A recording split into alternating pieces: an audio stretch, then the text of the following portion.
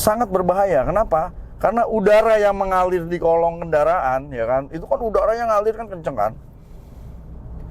Begitu posisi mobil berubah, misalnya ada jalan limbung atau lubang, misalnya yang depan jadi agak ngangkat, itu udara itu bisa dorong mobil guys, bisa menghilangkan keseimbangan. Pajero ini yang memiliki tenaga paling kecil, dia tenaganya cuma 181 PS. Jadi dia punya tenaga yang besar, yang lebih besar guys dibandingkan dengan Fortuner maupun Pajero. Dia punya panjang ini 4,9 meter, dibandingkan kompetitornya masih di range 4,8 meter. Tombol ini fungsinya untuk menekuk kursi bagian belakang. Jadi teman-teman bisa lihat nih, di kursi di bagian belakang Mas Ban, tinggal sekali sentuh doang, maka dia akan tertekuk.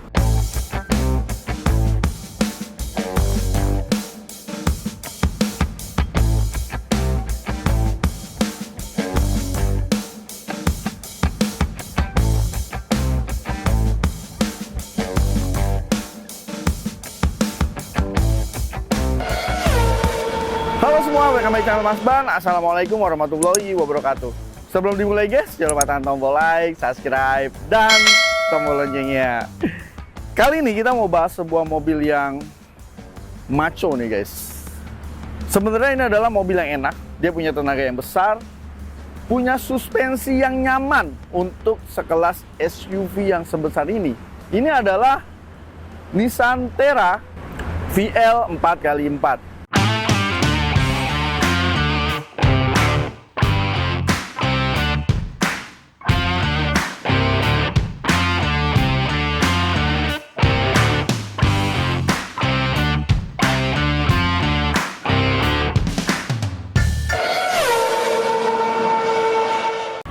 Jadi ini adalah Nissan Terra guys. Kalau dulu Nissan itu kan sempat berjaya di awal tahun 2000 atau tahun 90-an akhir ya. Sebelum lahirnya Grand Livina, itu sempat berjaya dengan namanya Nissan Terrano. Tapi sayangnya Terrano sebenarnya sempat lahir lagi di India. Tapi itu adalah rebadge dari Renault Duster. Renault Duster kan ukurannya kecil, terus dikasih nama Terrano, jadi nggak maco lagi. Padahal tuh Terrano itu cukup maco, ya kan? Sebelum eranya mobil-mobil Pajero atau Fortuner yang pakai tetot, ya kak. Orang yang pakai Terrano udah duluan guys. Pakai strobo terus bunyi tetot. Dan sekarang Nissan ngeluarin lagi yang namanya Nissan Terra. Sebenarnya Nissan Terra ini udah keluar 5 tahun yang lalu guys. Dia sempat keluar, cuman kenapa penjualannya nggak sesukses dengan kompetitornya, sepertinya kayaknya kurang gigit ya dibandingkan dengan penjualannya Pajero ataupun Fortuner. Dan sekarang Nissan ngeluarin lagi Terra. Ya. Sebenarnya Terra yang ini hampir sama dengan Terra yang kemarin. Cuman Terra yang ini guys mendapatkan facelift di beberapa bagian yang membuat mobil ini bukan cuma maco, tapi juga terlihat modern. Kalau kita lihat ya kan, Nissan Terra ini sebenarnya punya dimensi yang lebih besar guys dibandingkan dengan Fortuner maupun Pajero.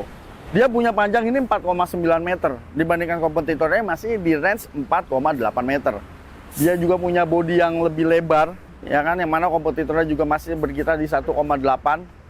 Untuk tinggi memang tingginya hampir sama, tapi bagaimanapun Terra lebih tinggi, lebih panjang, dan lebih lebar dibandingkan dengan kompetitornya.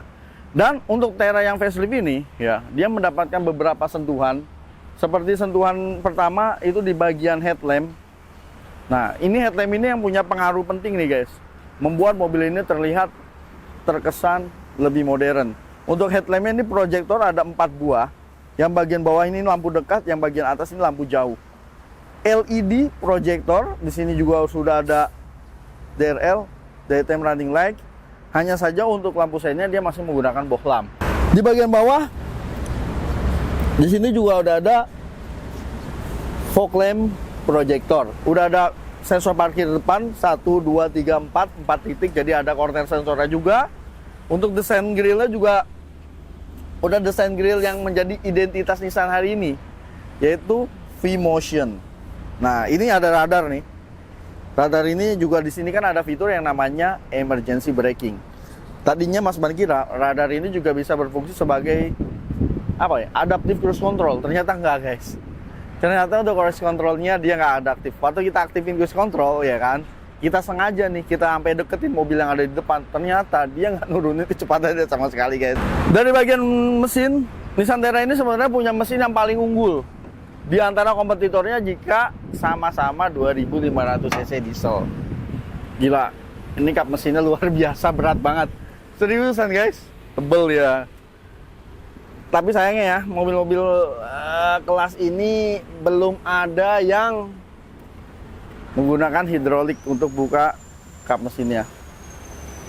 Nissan Terra ini punya tenaga yang paling besar untuk kelas 2500 cc. Jadi kalau dibandingkan dengan Fortuner yang 2500, ini tenaganya lebih besar. Bahkan tenaganya mendekati untuk Fortuner yang GR yang 2800 cc. Kalau kita lihat kompetitornya, karena ini adalah yang varian 4-wheel drive, maka kompetitor yang paling dekat adalah Fortuner yang 4-wheel drive atau Tetra Drive, atau juga yang kompetitornya dengan Mitsubishi Pajero Sport Dakar 4x4. Tenaganya 190 PS 2500 cc dengan torsi 430 Nm. Dibandingkan dengan Fortuner yang 2800, itu tenaganya cuma 200 PS. Jadi hanya terpaut 10 PS dan kayaknya nggak gede-gede banget ya, cuma beda 10 PS doang. Jadi makanya tarikannya ini nggak kalah juga sama Fortuner yang 2800. Dan dibandingkan dengan Pajero ini yang memiliki tenaga paling kecil. Dia tenaganya cuma 181 PS. Jadi dia punya tenaga yang besar, 4x4 dengan transmisi otomatis 7 percepatan. Wih, kalau nggak salah Fortuner itu cuma 6 percepatan. Jadi untuk sektor mesin bisa dibilang dia lebih unggul guys dari sisi teknologi dibandingkan dengan kompetitornya. Terus kap mesinnya juga dia udah ada peredamnya. Cuma sayang peredamnya udah mulai ngelotok ya. Padahal mobil ini baru 14.000 km.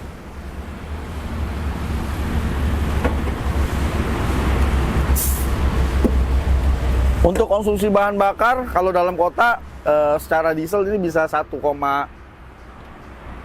lah ya, atau 1,9 berdasarkan MID yang ada di ether cluster. Tapi kalau di luar kota dia bisa lebih dari itu guys, karena ketika kita mengemudi dengan konstan ya, dengan RPM 1500 itu bisa konstan di kecepatan di 80-an km per jam. Itu bisa di atas 115 secara konstan, tapi kan mengemudi itu kan relatif ya. Jadi kalau luar kota dia bisa di atas 110 atau 111, bahkan di 112 atau 113. Jadi cukup irit untuk mobil dengan bodi sebesar ini.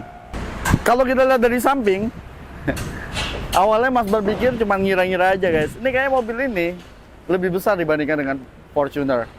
Ternyata emang bener guys. Dia punya panjang 4,9 meter. Itu 10 cm lebih panjang dibandingkan dengan Fortuner.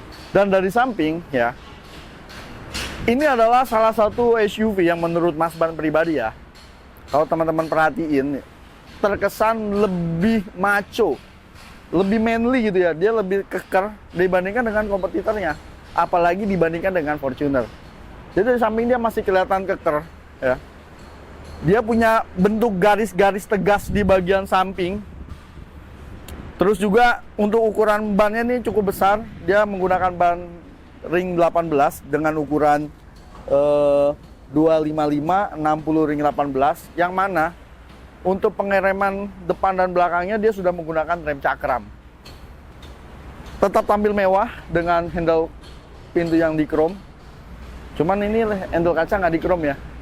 Kalau handle kaca di chrome bukan kelihatan mewah sih kalau untuk mobil beginian. Jadi kelihatan rame menurut Mas Ban. Jadi mendingan dibiarin aja hitam, biar tetap manis. Udah ada footstep, warnanya aluminium.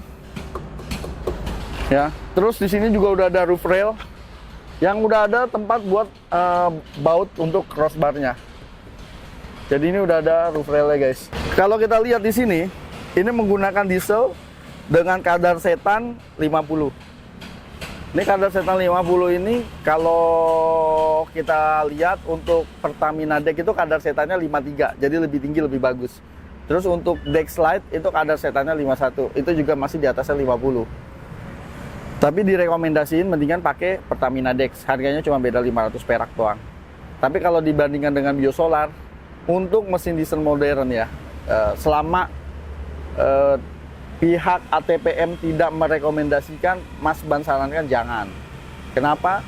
Karena untuk biosolar dia masih mengandung kandungan sulfur yang cukup tinggi, yang mana itu bisa menyumbat injektor. Ya kan, mesin diesel modern kayak sekarang kan kayak common rail, ya kan, kayak di 4D misalnya gitu kan, dengan sejenisnya. Biasanya kan lubang-lubang injektornya dia lebih kecil, guys. Jadi mungkin ke depan untuk injection pumpnya atau injektornya bisa cepat mampet. Kita lihat dari bagian belakang, guys. Wih, gagah bener ya, gagah. Ya, dia punya sentuhan-sentuhan kecil kayak penambahan-penambahan LED gitu. Di bagian lampunya aja udah bikin mobil ini kelihatan lebih modern tanpa mengurangi desain gagahnya. Tapi kombinasi LED ini juga bikin mobil ini kelihatan kekinian. Ini lampunya full LED kecuali lampu mundur sama lampu sen biasa, yang merahnya doang ini yang LED. Sayangnya harusnya ini juga dibikin full LED, maka lebih bagus lagi. Di belakang juga ada sensor parkir belakang 4 titik. Jadi bisa berfungsi juga sebagai corner sensor. Nah, ini VL 4x4. Sebenarnya ada yang Mas Ban sayangkan dari Nissan Terra ini, guys. Sepertinya Nissan belum pede gitu untuk berhadapan langsung sama Fortuner dan Pajero Sport. Padahal mobil ini lebih enak. Kalau teman-teman mau beli yang 4x4, ya kan, teman-teman harus wajib coba Nissan Terra ini dibandingkan dengan Pajero Sport atau Fortuner. Sebenarnya untuk versi yang sebelumnya, yang 4x2-nya gitu ya, Nissan Terra, itu juga mobilnya itu lebih enak, guys, dibandingkan dengan kompetitornya. Jadi ini tipe VL 4x4 ini adalah varian satu-satunya dan varian tertinggi yang dipasarkan Nissan di Indonesia. Udah ada rear defogger, rear wiper, dan ada 2 kamera di bagian belakang. Yang satu kamera ini, ya, ini adalah berfungsi sebagai kamera mundur atau kamera di LCD itu kamera 360. Karena ini ada 4 kamera di depan, di samping, dan belakang. Dan satu lagi untuk kamera di bagian belakang. Nah, kamera ini berfungsi sebagai pengganti dari spion tengah. Jadi spion tengahnya itu bisa menggunakan kaca biasa atau cermin. Begitu kita geser, dia menjadi layar atau yang gambarnya pusatnya dari kamera ini. Karena kan kadang-kadang kita bawa barang penuh nih, ya kan. Bawa barang penuh, begitu lihat spion udah ketutupan barang. Nah, supaya tetap kelihatan, maka fungsi spionnya dia sudah menggunakan kamera. Udah ada rear spoiler juga di bagian belakang. Kalau kita buka bagasinya, mana nih? Oh, ini dia. Dia sudah power backdoor atau power tailgate. Jadi sudah dibuka secara elektronik. Ini bagasinya lumayan besar, guys. Kalau bangku baris ketiganya kita tarik, ya lumayan lah ya. Nggak gede-gede banget itu, lumayan aja lah. Dia bagasinya nggak begitu besar. Terus di sini juga ada ruang penyimpanan tambahan. Nggak tahu buat apa. Ya, kayaknya sih ini buat ngeratain kalau ini ditekuk doang. Tapi kalau ini ditekuk, guys, ini baru bagasinya gede. Untuk ruang bagasi, dia punya tinggi yang nggak gede ya. Kayaknya Fortuner yang model lama masih lebih gede ini. Masih lebih gede bagasi Fortuner lama dibandingkan dengan bagasinya Nissan Terra. Ban serep di bagian kolong, di bagian bawah, dia masih ada ban serepnya. Oke, sekarang kita ke bagian interiornya. Oke, guys, kita lihat interiornya. Wih, mewah. Dia apa ya? Dia punya desain yang nggak terlalu rumit gitu ya. Dia punya desain yang lebih simple, lebih sederhana, tapi nggak ngilangin mewahnya. Kenapa desainnya itu harus simple dan sederhana? Karena kan ini mobilnya ini kan laki gitu ya. Mobil ini kan maco, jadi nggak perlu banyak tekak-tekuk. Dia harus terlihat keker gitu kan dari bagian desain interiornya. Tapi tetap kelihatan mewah. Walaupun bagian sini ini masih menggunakan hard plastik ya. Tadi Mas Ban pikir untuk bagian dashboardnya ini dia soft touch material. Ternyata ini hard plastik, tapi udah dibalut kulit di sebelah sini dengan jahitan asli yang menambah mewah. Dikombinasikan juga warna chrome ya kan di sini nih, warna chrome yang membuat mobil ini tampilannya sporty. Terus di bagian door trim juga sama. Di sini ada bagian yang berlapisan kulit di sebelah sini. Tapi sisanya semua hard plastik. Untuk jok, ini joknya kulit loh. Kulit dan mewah. Jadi kombinasi hitam sama marunnya. Jadi ada motifnya. Ini motifnya kayak motif-motif. Kalau ditegesin tuh kayak motif-motif bintang gitu ya, kayak lambang-lambang winter. Ini joknya juga materialnya udah kulit. Jadi mewah.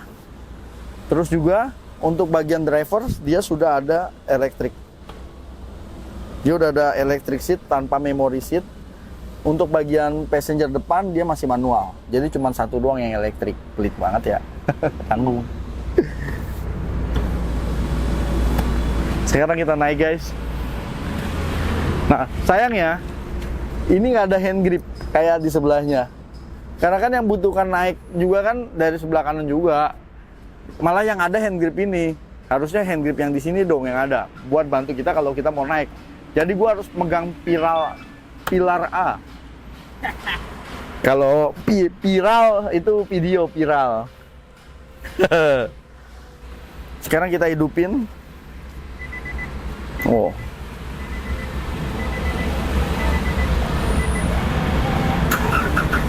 Wih. Jadi Mas Man suka nih sama desain dashboardnya. Dia tetap maco tapi tetap terlihat mewah. Keren banget loh. Nissan Terra ini juga ada full auto ya guys. Jadi dia lampunya juga dia ada auto lamp. Jadi kalau tiba-tiba gelap atau masuk terowongan dia bisa nyala sendiri. Terus juga dia udah ada auto wiper. Jadi kalau hujan dia bisa nyala sendiri. Bahkan intensitas kecepatannya juga bisa berubah dengan intensitas hujan. Dan di bagian sini dia juga sudah ada wireless charging. Jadi kalau teman-teman yang handphonenya support wireless charging bisa ngecas di sini. Jadi kalau teman-teman mau cari mobil yang 4-wheel drive, terutama yang turbo diesel, ya cobain dulu nih Nissan Terra ini. Dengan harga yang cuma 700 jutaan, apalagi kalau teman-teman yang mau beli Honda CR-V. Honda CR-V kan harganya sekarang udah 800 jutaan guys. Mahal banget. Itu untuk yang tipe hybrid, yang non hybridnya itu harganya juga udah 700 jutaan. Mending pikirin mobil ini aja deh. Ini bisa 4-wheel drive, bisa 2-wheel drive. Kalau mau irit, bisa aktifin fitur 4x2. Kalau pengen tangguh bisa aktifin fitur 4x4. Daripada mobil bensin yang cuma ditambahin turbo dengan fitur yang nggak spesial banget dengan harga 800 juta menurut Mas Bas kemahalan. Tapi kalau teman-teman, oh itu hybrid, oke, mobil hybrid memang bensinnya lebih irit. Tapi jangan lupa harga baterainya mahal guys. Itu mungkin harga baterainya pasti di atas 50 juta. Mungkin bisa berkisar 60 atau 70 juta pada saat baterainya habis. Karena mobil hybrid itu baterainya pasti umurnya lebih pendek dibandingkan dengan mobil EV. Kenapa? Karena siklus pengecasannya dia akan lebih cepat. Dengan kapasitas baterai yang kurang lebih cuman mungkin sekitar 2 kWh lah ya. Dengan kapasitas baterai yang nggak terlalu besar. Ketika kita jalan itu mungkin siklus untuk cas pakainya akan lebih sering. Yang namanya baterai cas pakai lebih sering. Biasanya umurnya nggak lama. Memang sih digaransi selama 8 tahun. Jangan-jangan setelah 8 tahun udah rusak deh. Lumayan deh keluar duit gede. Karena ganti baterai mobil hybrid itu lebih mahal daripada turun mesin guys. Untuk audio dia sudah mempunyai fitur Bose Premium Speaker. Seingat Mas Ban dia ada 8 speaker. Yang mana pasti suaranya itu garing guys. Jadi suaranya itu lembut ya kan.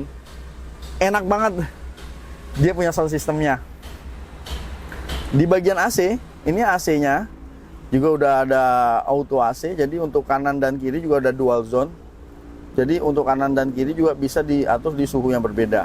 Dan ini kalau kita putar ke kanan, dia bisa sampai 32 derajat.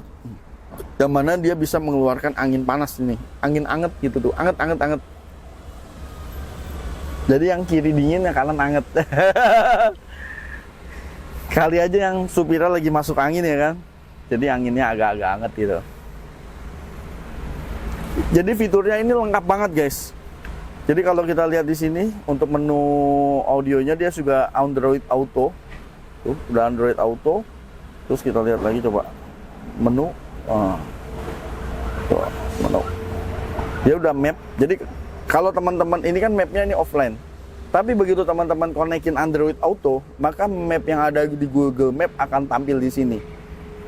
Di bawah ini ada power outlet USB Type-C sama USB. Di sini juga ada power outlet 12 volt yang model zaman dulu. Nah, ini ada selektor untuk 4-wheel drive-nya nih. Ini 2-wheel drive, ini 4-wheel drive. Terus ini yang low gear-nya. Jadi ditekan dulu baru di puter untuk yang low gear. Dan untuk yang dari 2-wheel drive ke 4-wheel drive yang high, dia bisa diputar sambil jalan karena dia ada fitur yang namanya switch on the fly. Jadi nggak perlu berhenti untuk mindahin dari posisi 2-wheel drive menjadi 4-wheel drive. Ini untuk transmisi 7 percepatan otomatis. Terus ada fitur manualnya juga, masukin nambahinnya ke depan, turuninnya ke bawah. Sudah sangat lengkap sekali. Terus di sini rem parkirnya sudah elektrik walaupun belum ada auto hold. Nah, ini untuk mengunci gardan belakang nih. Ya, jadi kalau kita ketemu lumpur bannya mater, ini untuk kunci gardan bagian belakang, jadi bisa keluar dari kubangan. Tapi jangan diaktifin pada saat jalan normal-normal aja. Nanti bannya bisa ngepot, guys. Terus kalau ini ada fitur yang untuk mengaktifkan kayak dia mengasisten ketika kita sedang turun. Kalau teman-teman lagi menghadapi turunan yang curam, tinggal diaktifin aja. Nggak perlu nginjek rem, guys. Karena dia akan ngerem-ngerem sendiri. Tombol ini fungsinya untuk menekuk kursi bagian belakang. Jadi teman-teman bisa lihat nih di kursi di bagian belakang Mas Ban, tinggal sekali sentuh doang, maka dia akan ketekuk. Kelihatan ya? Tapi nggak bisa balikin, guys. Balikinnya secara manual lagi. Untuk storage, nah cuman ada laci doang di bagian bawah sini yang ukurannya juga nggak gede-gede banget. Bahkan dia punya buku manual aja nggak muat di sini, guys. Oh, ini garansi dari kaca filmnya. Jadi ini storage-nya sih bisa dibilang glove box-nya ini kurang besar. Biasanya kan kalau mobil-mobil lain dia ada tambahan storage di bagian sini. Kalau ini nggak bisa dibuka. Ini nggak bisa dibuka, guys. Terus di sini ada 2 cup holder. Terus ada konsol box yang, nah ini baru cukup besar juga nih konsol box-nya. Tuh. Sekarang kalau kita lihat, untuk pajaknya sekitar 11 jutaan. Dan di bagian konsol box ini juga dia udah ada power outlet tuh. Jadi teman-teman bisa lihat tuh, dia ada power outlet. Jadi gede banget. Oke. Di sini ada tempat kacamata, guys. Yang nggak ada kacamatanya. Untuk sun visor kanan kiri sudah ada lampunya. Oke, dia lampunya ada di sun visornya. Terus untuk lampu baca dia sudah LED yang nyalanya udah warna putih. Ini door karena dia pintu kebuka maka dia otomatis nyala. Terus untuk tampilan, tampilan dari speedometernya tetap mempertahankan analognya dengan MID yang TFT ya, berwarna jadi kayak HP gitu. Tapi untuk untuk kecepatan sama RPM-nya dia masih analog. Terus pengaturannya dia ada di sini. Jadi nah ini average full economy sekitar 10,2 km per liter. Ini campur ya, luar dan dalam kota. Terus bahan bakar yang tersedia masih bisa menempuh 195 km untuk fuel economy. Terus dia juga ada tire pressure, tire monitoring system. Ya. Nah, ini kalau ini indikator kemiringan kendaraan. Ini 0 derajat, berarti kita lagi berdiri di posisi yang lurus. Ini 4x2. Begitu kita pindahin selektornya, ini menjadi 4x4 yang high. Kita pindahin lagi. Ini 4x4 yang low. Dengan gigi low. Jadi ini kita butuh apa ya? Butuh torsi yang lebih besar gitu. Kita pindahin lagi ke 4x2. Terus di menu ini pengaturan kendaraannya juga banyak nih, guys, kalau kita lihat. Ini untuk arah angin, ya kan? Ini radio, ini suara, ini untuk peringatan aja. Nah, ini untuk driver assistant juga ada pengaturannya lagi. Kalau teman-teman mungkin ini untuk bantu saat parkir, cross driving attention alert ya kan. Jadi ada banyak warning-warningnya juga. Terus ini blind spot tuh. Blind spot warning mau dinyalain atau enggak. Cuman kalau semua dinyalain memang mobil akan lebih berisik aja guys. Terus ada warning lane departure warning. Jadi kalau kita keluar jalur dia cuman ada cuman bunyi doang. Enggak ada koreksi untuk setirnya. Parking aids, moving object ya kan. Terus volumenya mau kecil atau pelan, itu bisa di setting semua di sini. Karena untuk fitur safety-nya dia cukup banyak guys. Selain dia ada 6 airbags, terus dia juga ada vehicle dynamic control, ada blind spot warning, rear cross traffic alert, ya kan, lane departure warning, predictive forward collision warning. Jadi kalau ada bahaya di depan, ya kan, dia bisa jadi kayak emergency braking-nya juga ada. Terus forward emergency braking. Nah ini kalau mau nabrak dia bisa rem otomatis. Around view monitor, hill descent control, hill start assist, brake limited slip differential. Jadi cukup banyak juga ya untuk fitur safety-nya. Nah, di bagian setirnya ini setirnya juga sudah dibalut kulit ya. Sebelah kanan ini pengaturan untuk cruise control, dan sebelah kiri ini pengaturan untuk head unit dan multi information display yang ada di sini. Terus untuk pengaturan setirnya, ini yang gue sesalkan. Cuman ada tilt steering, nggak ada teleskopik guys. Sayang sekali ya. Oke guys, sekarang kita coba duduk di bangku baris kedua. Oke. Walaupun ini penegukannya udah tinggal dipencet gitu kalau mau neguk bangku yang tengah, tapi untuk kembaliinnya masih manual ya, menggunakan tangan.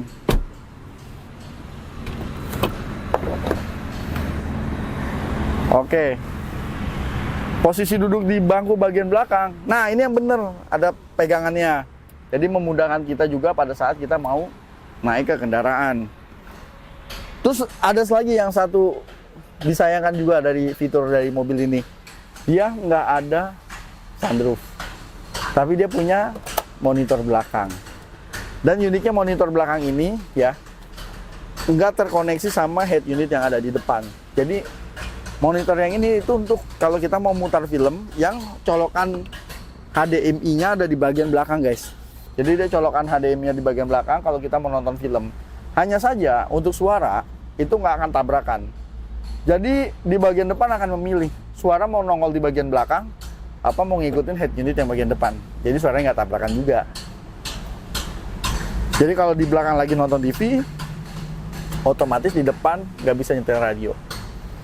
Karena gambarnya nggak keluar di depan. Supaya di depan nggak ikutan nonton guys. Kalau di depan ikutan nonton kan berbahaya, ya nggak? Orientasinya dia ada di sini ya. Terus di sini untuk tombolnya masih sistem putar. Ini juga tombolnya juga untuk menyetel besaran anginnya doang. Terus di sini juga ada lampu yang mini-mini. Ini lampunya kecil banget. Jadi simple banget. Di sini ada ada kantongnya. Di belakang juga ada power outlet nih. Satu USB Type C, satu USB. Jadi kalau Xiaomi sama Samsung nggak berantem nih. Karena kalau Samsung kan C2C ya kan. Oke. Di bagian sini ini ada armrest yang berfungsi juga sebagai cup holder. Emang ada kompetitor yang cup holdernya akan keluar di tengah tuh, thread ya kan, lebih panjang lagi keluar cup holder. Emang keren sih, tapi kalau gue takut patah. Jadi kalau fitur-fitur itu biasanya gue nggak pakai. Kalau yang cup holder tiba-tiba nongol gitu, soalnya kalau patah pasti repot itu guys. Kalau ini kan dia lebih keluar, taruh minuman di sebelah sini. Jadi bagian belakang sih simple aja, tapi posisi duduk kita ini masih nyaman. Ini masih lega banget, dan dia masih bisa maju. Ini posisi paling maju ya. Ini kan tadi posisi duduk nyamannya Mas Ban nih. Jadi masih nyaman. Ini padahal di posisi bangku paling maju. Sekarang kita tutup dulu ini. Terus kaki kita masih bisa masuk ke kolong bangku. Jadi lebih lega. Kalau kaki kita cuma bisa begini doang kan lebih sempit. Ini lebih lega. Dia punya headroom juga Ya untuk rata-rata tinggi orang Indonesia ya masih oke. Untuk masuk di bangku baris ketiga juga cukup mudah. Sekali sentuh doang, maka semua bangku akan ketekuk. Terus ketika kita masuk nih, ini kita simulasikan aja yang sebelah sini ya. Ini duduknya ini cukup rendah nih guys. Jadi kayak jongkok ya. Karena ini lantainya, ini bangkunya. Jadi duduknya kayak jongkok. Terus begitu ini kita masukin, nah ini cukup sempit. Ya buat gue sih cukup sempit kalau perutnya besar ya. Misalnya ini nyender nih. Nah, ya kayak gini, ngepas banget guys. Ini teman-teman bisa lihat, ini duduknya sih ngepas aja untuk orang segede gua doang. Jadi bangku bagian belakang ini memang direkomendasikan buat anak kecil aja sih sebenarnya. Tambahan, karena kan dari SUV itu kan memang kan 2 baris. Kalau orang dewasa kalau kepepet boleh lah. Tapi kalau jarak jauh, kalau badan yang slim sih nggak ada masalah. Dan kalau badannya agak gemuk, kayaknya bakalan sesek. Tapi di belakang dia juga ada hand grip.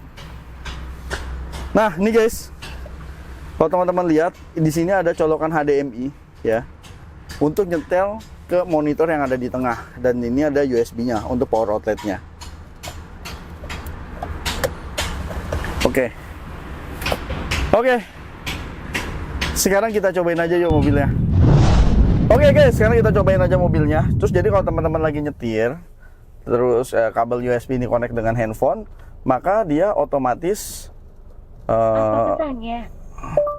akan keluar map ya. Jadi ini mapnya juga otomatis akan nyala terus. Terus juga setiap ada WA juga dia akan nongol gitu notifikasinya. Ini kalau dipencet play, maka tulisannya akan terbaca guys. Jadi ada suara membaca tulisannya, karena kan kita kan lagi nyetir. Oke, sekarang kita jalan 7 percepatan 2500 diesel dengan tenaga 188 PS. Oke. Kita cobain dulu bantingan ya. Wow. Ini sih bantingannya enak nih. Dia bisa ya, nggak terlalu lembut, nggak terlalu keras. Jadi kita masih bisa merasakan nyaman. Karena gue juga merasa duduk di sini juga dia punya bangkunya juga nyaman, tapi nggak terlalu keras juga. Karena kalau terlalu keras itu pasti nggak enak. Kalau terlalu lembut nanti kita nggak enak pada saat kita lagi ngebut di jalan tol. Sekarang kita dari pelan. Oh, jadi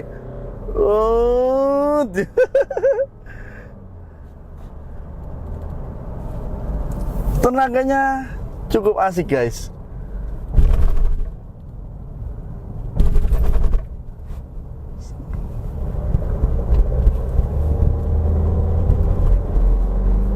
Asli, tarikannya enak.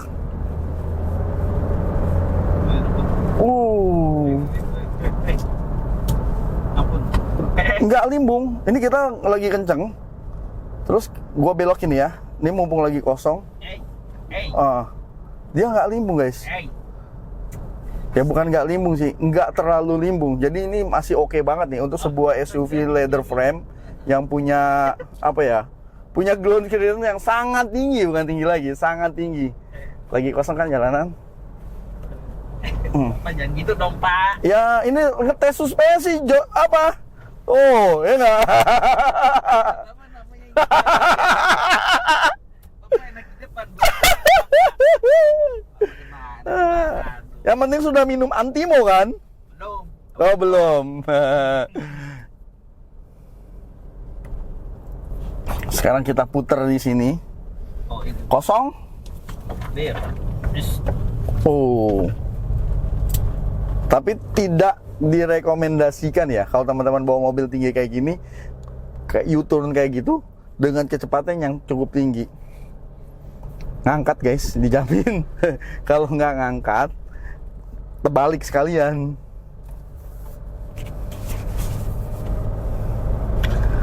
Kekedapan kabin, kedap nggak? Down. Kabinnya kedap nggak? Mantap. Mantap, Fre. Ini kabinnya kedap banget. Jadi kita sih masih bisa dengar, nggak budek-budek amat sama kendaraan di luar, kecuali memang ada gangguan pendengaran. Tapi ini kedap, ya. Untuk sebuah mobil yang bisa dibilang ini dengan harga ya 700 juta lebih, ini kedap.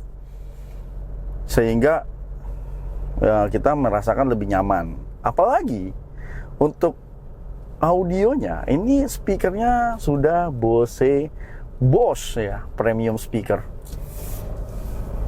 Untuk fitur safety ini juga, fitur safety-nya ini cukup banyak guys. Dia kayak ada forward collision warning ya kan, untuk memperingati jika mungkin kita mau nabrak sesuatu yang ada di depan gitu ya.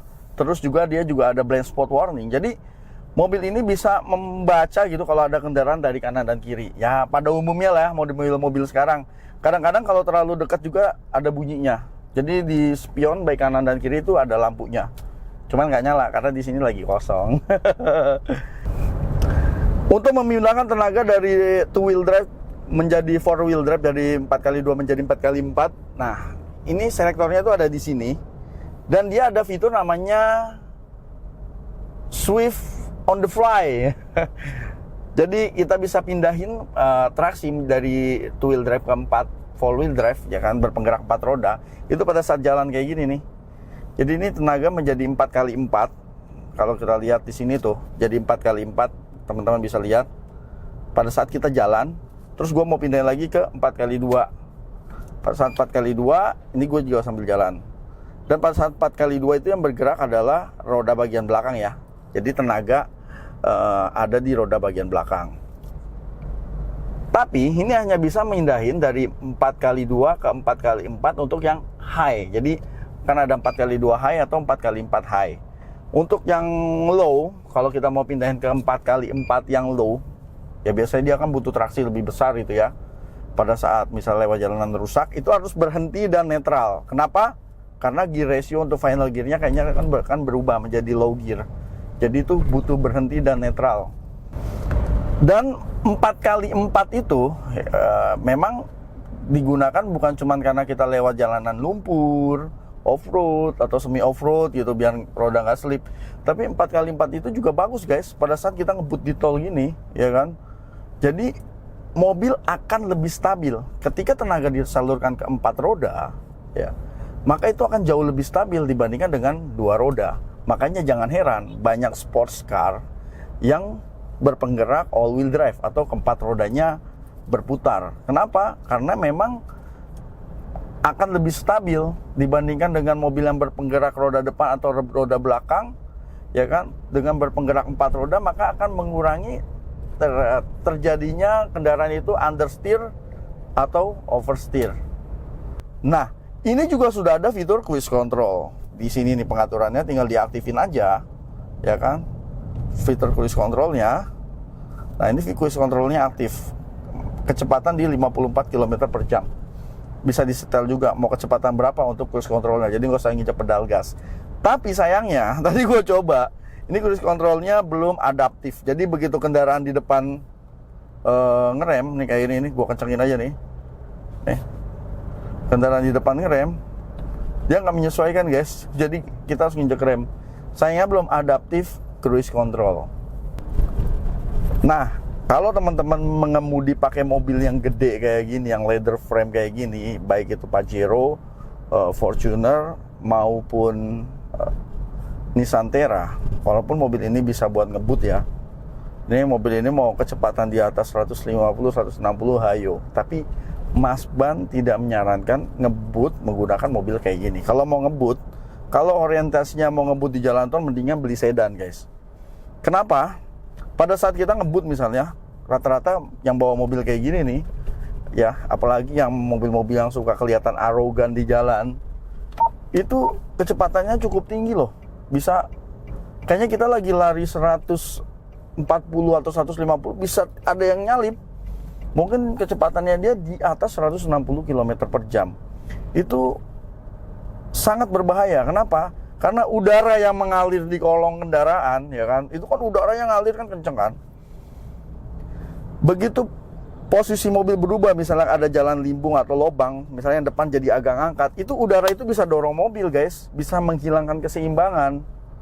Itu ngeri banget, apalagi mobilnya cuma berpenggerak belakang yang bisa menghilangkan keseimbangan, yang bisa membuat kita mungkin akan menjadi kecelakaan.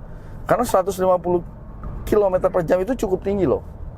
Ya, walaupun pesawat Boeing mungkin dia membutuhkan kecepatan di atas 200 km per jam untuk bisa terbang, untuk bisa lepas landas. Tapi ada pesawat-pesawat yang lebih kecil, itu membutuhkan kecepatan nggak jauh dari 150 km per jam untuk take off. Jadi, wah, cukup berbahaya. Jadi kalau bisa jangan ngebut guys, kalau pakai mobil tinggi gini, Mas Ban sarankan. Nah ini sekarang kita lagi ngerasain di jalan tol, ya, kecepatan yang nggak tinggi lah. Ini kecepatan maksimal jalan tol aja, di 100 km per jam. Kendaraannya terasa nyaman sekali guys. Berasa nyaman. Dan gua nggak merasakan mobil ini limbung. Nih gua sedikit tes aja ya. Kayak gua pindah jalur maksudnya. Tuh. Nih gua pindahin lagi ke kanan mumpung lagi kosong. Nah tuh, nggak limbung guys. Wah ini asik nih. Bertenaga, ya kan? Nyaman, tapi nggak limbung. Menurut gue sih ini adalah SUV yang keren banget.